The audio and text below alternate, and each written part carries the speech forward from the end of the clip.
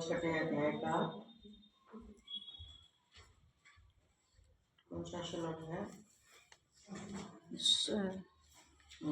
छठे श्लोक को हमने सुनाया था आपको।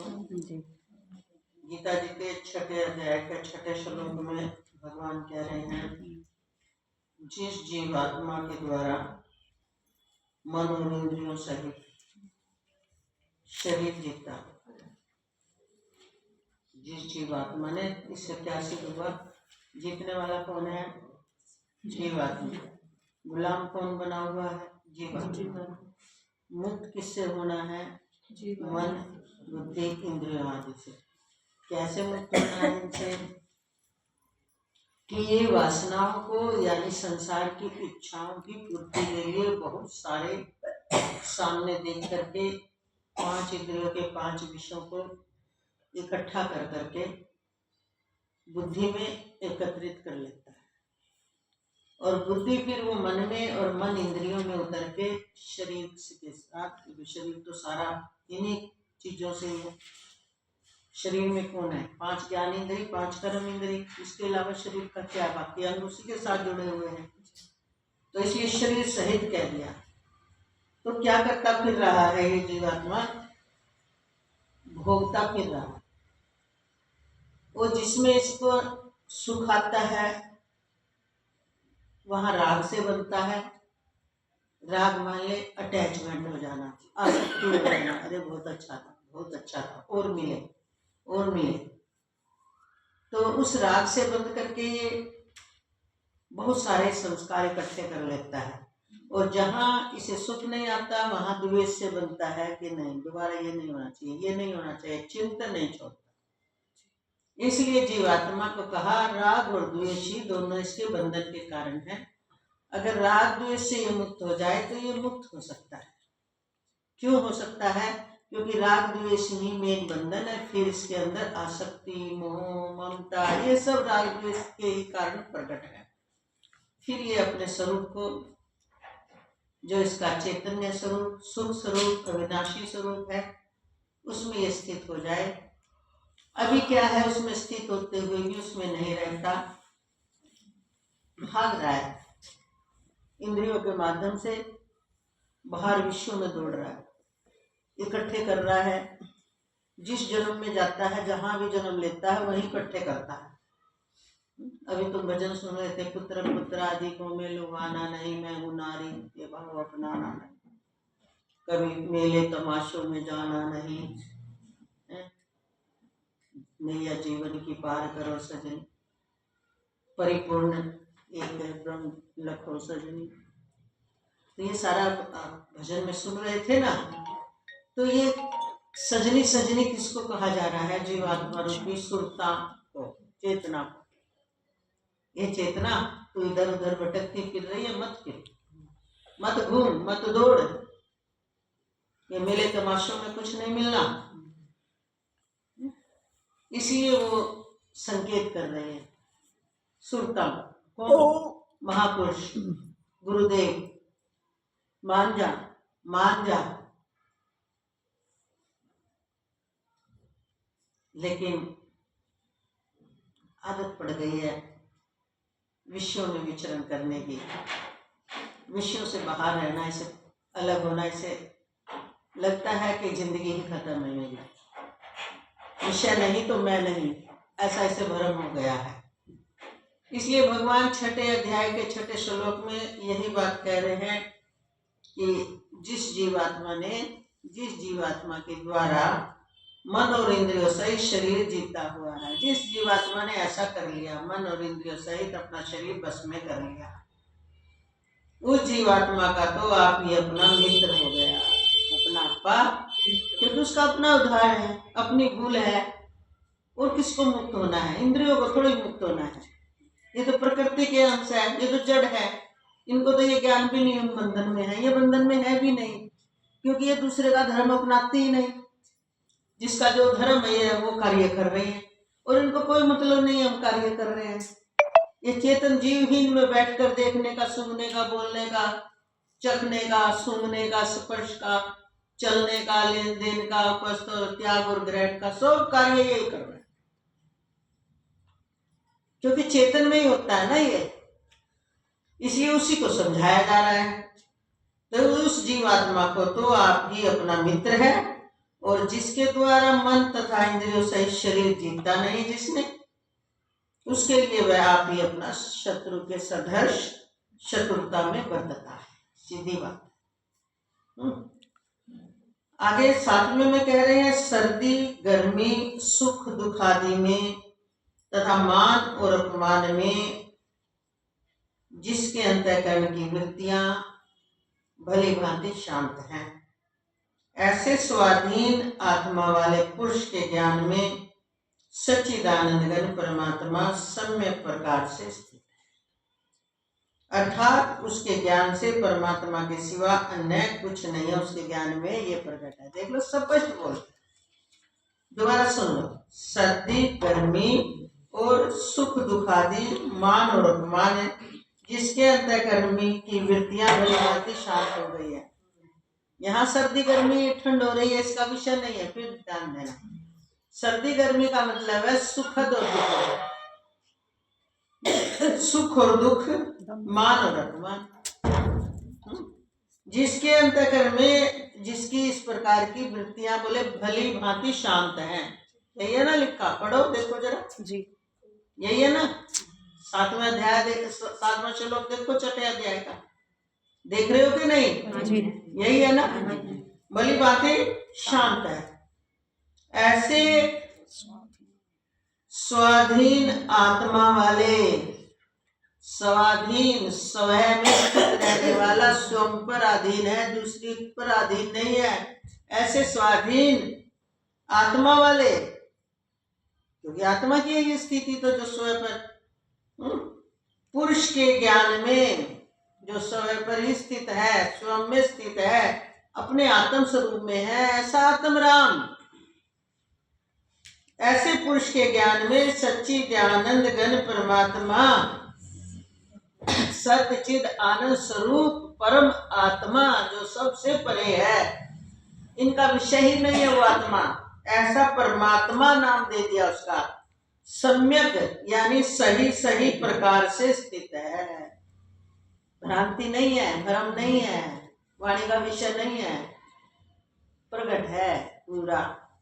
अर्थात उसके ज्ञान में क्या है, बोले परमात्मा के सिवा अन्य कुछ है ही नहीं। उसका ज्ञान क्या दिखाता है, जिसका ज्ञान ये प्रकट हो गया, ये संसार उसके लिए क्या हो गया, खेल।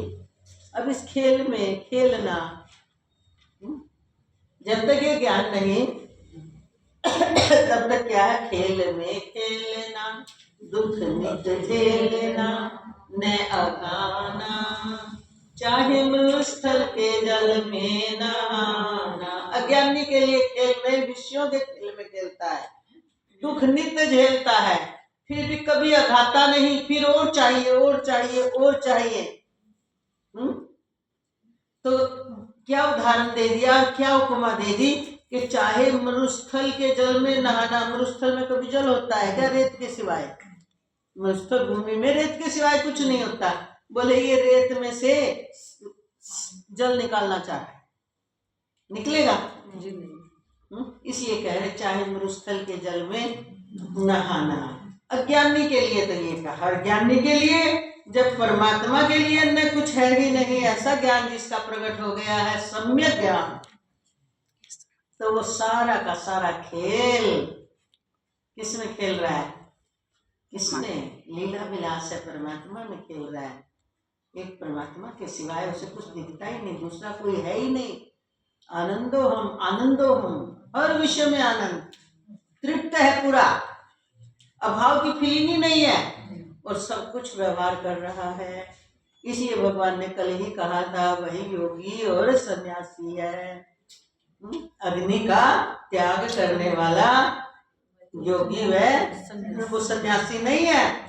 और जिसका संकल्पों का त्याग नहीं करा वो भी योगी नहीं है। अग्नि का त्याग करने वाला सन्यासी नहीं है, संकल्पों का त्याग न करने वाला कोई योगी नहीं हो सकता। जिसके अंदर में कोई संकल्प नहीं, फिर सारा व्यवहार है, जो अनपढ़ा कर दिया, मौज है।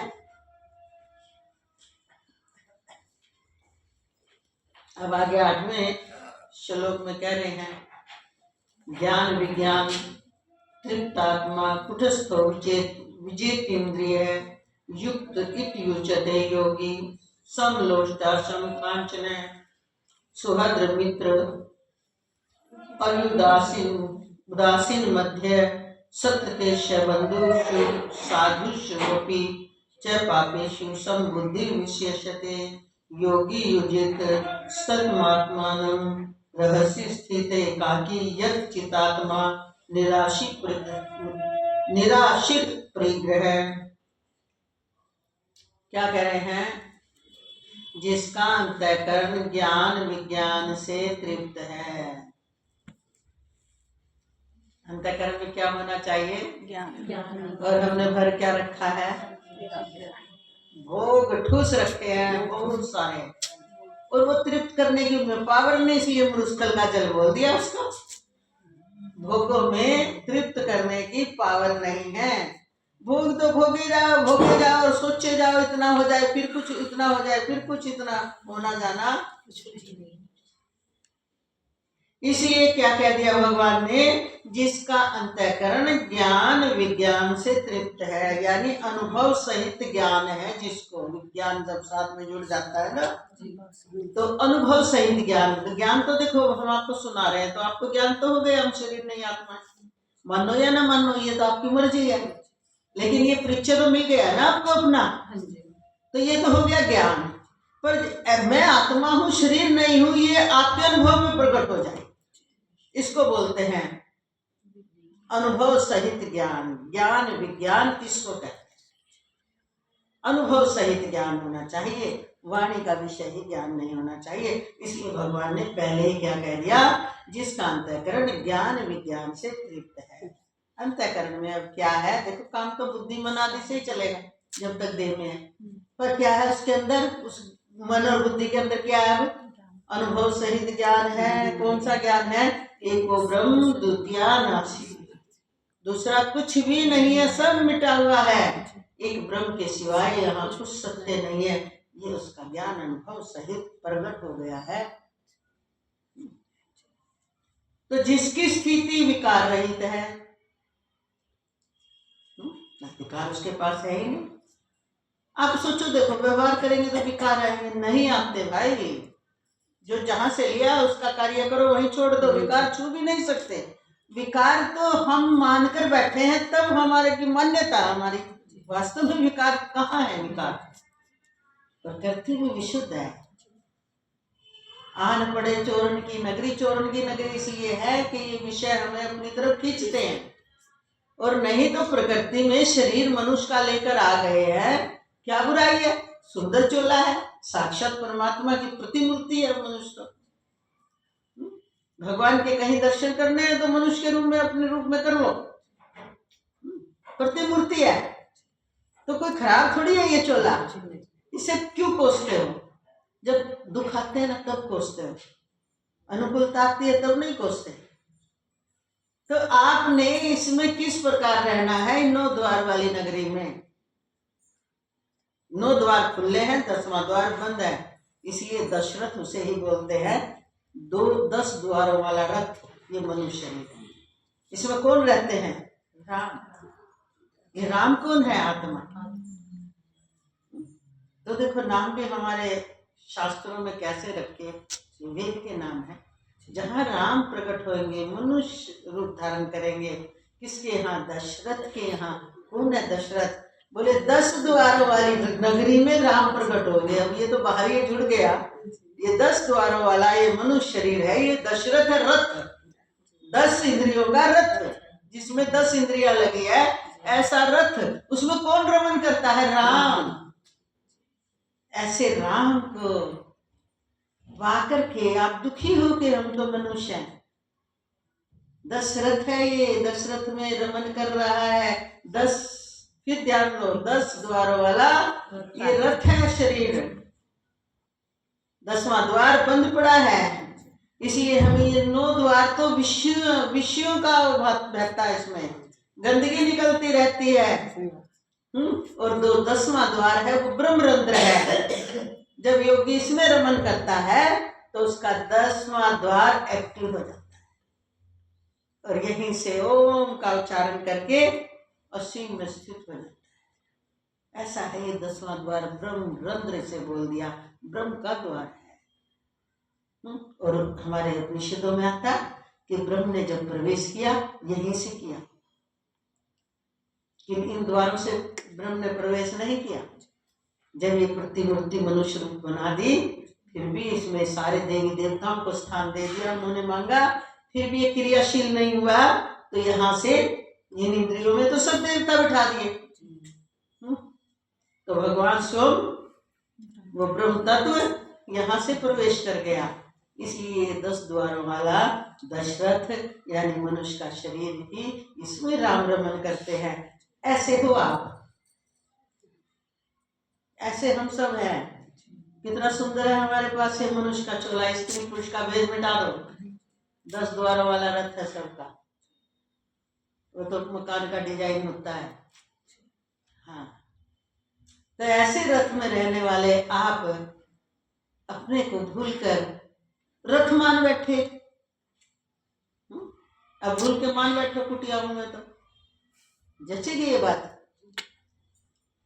क्योंकि वो बिल्कुल अलग दिखती है, पर इस रथ में रोम रोम में हमारा ही रूप प्रकट है।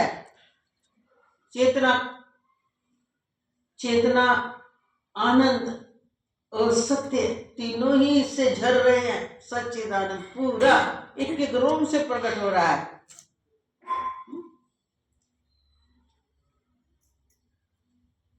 3.5 करोड़ मनुष्य के शरीर में कहे जाते हैं रोमकूप है। 21,600 श्वास 24 घंटे में श्वास आते हैं और जाते हैं, आते हैं और जाते हैं। ऐसा बाजा है ये, बाजा कह दो। बनाए दिया कारीगर ने कितनी सुंदर,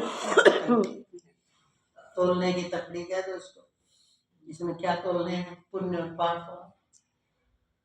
सम रखोगे, वो सम जो होता है ना, जैसे माला पहनते हो सुमेरु होता है, वो सम होता है। तो समतल में आ जाओगे, वहां क्रिया नहीं होती। बाकी इधर भी क्रिया, इधर भी क्रिया। तो ताकड़ी पे भी वो लगाते हैं ना पकड़ने का, बस वो शंभु आत्मा है। ऐसे हैं हम आत्म देव। और ऐसे आनंद की खान होकर काहे को दुखी रहना? दुख सुख से परे हमारा स्वरूप है, इसलिए मस्त रहो, आनंद में रहो। जब तक इस द्वार में, इस नगरी में रहना है, आनंद में रहना है। बताओ, राम जी जब तक रहे नगरी में, चाहे वन में भी जाना पड़ गया, दुखी रहे क्या? तो ऐसे राम हो आप भी, तो कोई दूसरा राम नहीं है। तो राम नाना रूपों में रमन कर रहा है, उसकी है सारे दरबार ये नगरियां। ऐसे महामहिम परमात्मा को अपने आप को प्रणाम। तो क्या कह रहे हैं भाई?